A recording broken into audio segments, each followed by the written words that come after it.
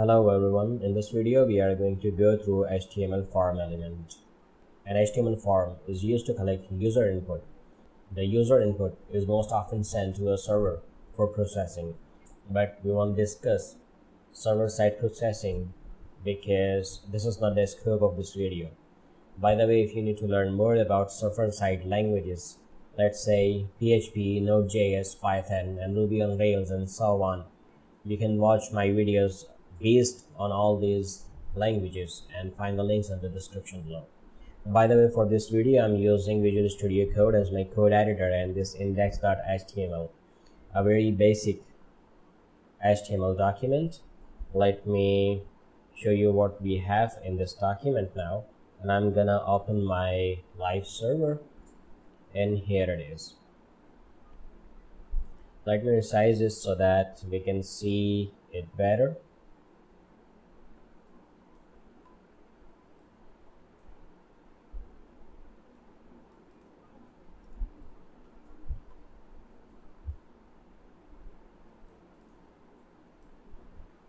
Alright, that looks better now. Now to create a form, you will need form tag, and within this form tag, you'll need a couple more tags.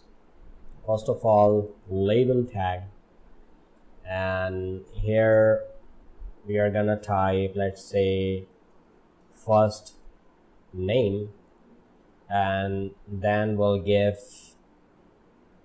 input tag. Hit save, and I'm gonna copy these two tags a couple of times, and the second would be last name. Hit save, and let me add line breaks here. Hit save, and there you go. So this is what our form looks like. Now this form element is a container for different types of input elements such as text fields, checkboxes, radio buttons, submit buttons, and so on. This input element is the most used form element. An input element can be displayed in many ways depending on the type attribute. You can make it radio button, you can make it checkbox, submit, or a button. Now this input type text defines a single line input for a text input. The label element or the label tag defines a label for many form elements. The label element is useful for screen reader users because the screen reader will read out loud the label when the user focuses on the input element. The label element also helps users who have difficulty clicking on various small regions such as radio buttons or checkboxes, because when the user clicks the text within the label element, it toggles the radio button or checkbox. Now this for attribute for the label tag should be equal to the ID attribute of the input element to bind them together.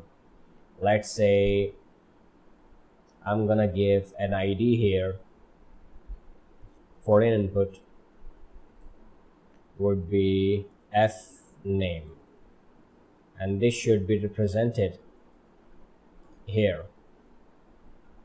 It's safe, nothing changes, but this for attribute actually binds this label with this input element. Now let me give you an example of radio buttons. I'm gonna create a paragraph here, and I'm gonna type in here, what would you like to have? Either, let's say I'm gonna create it again. And to create a radio button, you'll need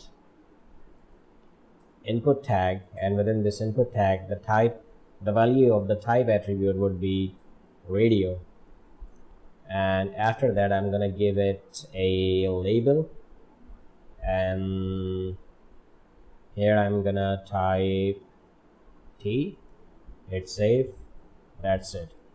And I'm gonna copy it a couple of times, and let's type in here coffee. And here I'm gonna type soft drink.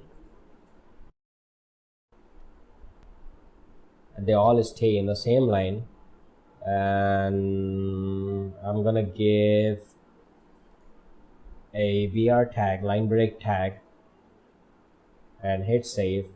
Alright, now they all are selected, and to avoid this, to make your user select only one item at a time, you can do this by putting an attribute within your input tag name, and the value would be drink type. Hit save.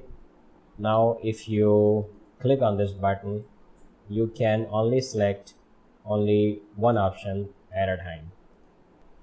Now let's discuss about checkboxes. Let me delete all of them first.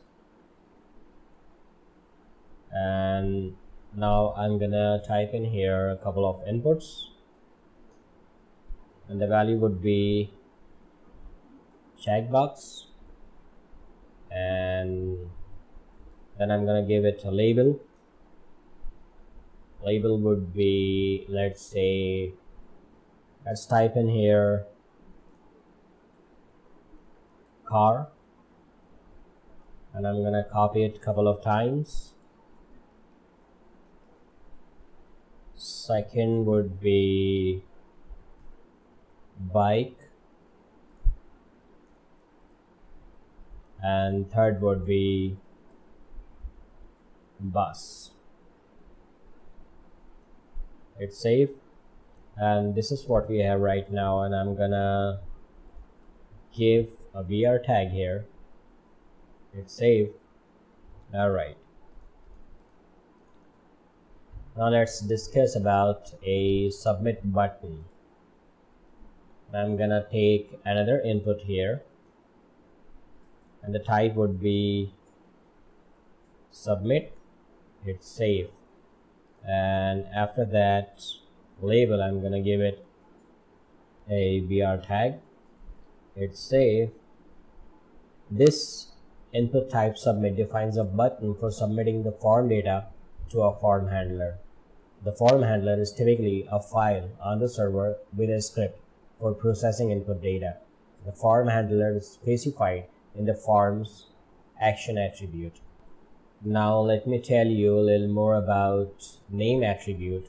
Let me delete these tags for now, and I'm gonna type in here a label. Let's say fname, and first name, and I'm gonna give it an input here, and the type would be text, and I'm gonna give it an ID of fname, because that should be same as the value of the for attribute of label tag. Then I'm gonna give another input. Type would be submit, and it's, let me give a BR tag here. Hit save, and here it is. Alright, now the each input field must have a name attribute to be submitted. If I submit this input now, it won't send the data because we haven't defined any name attribute here. To define a name attribute, just click here and type in here name, and the name would be fname. Hit save. Now if I submit this button, it will send the data to this page which is not defined right now, and this input value would be sent under the variable of f name, and then it will be processed on the server. Alright, that's all for now. Thank you for watching and see you next time.